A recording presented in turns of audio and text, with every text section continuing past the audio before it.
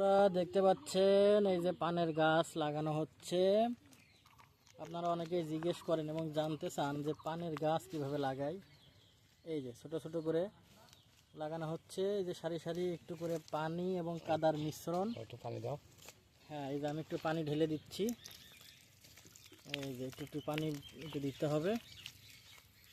আর এই যে এখানে পানের চারা, গাউনি বলে লোকাল ভাষায়, 2টা অথবা 3টা করে লাগানো যায়। এই যে আমার আব্বা লাগাচ্ছে। আব্বা, এই গাছ কি বাঁচবে?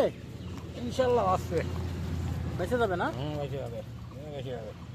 ও, পানের এখন দাম কেমন? ভালো দাম।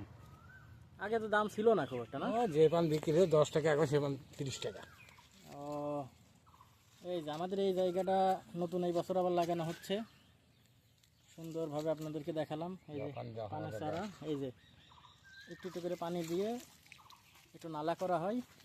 এই নালার ভিতরে কাদা করা হবে এবং এই কাদার সাথে এই যে এইভাবে লাগিয়ে দেওয়া হয় চারাগুলো 6 থেকে 7 ইঞ্চি উঁচু করে।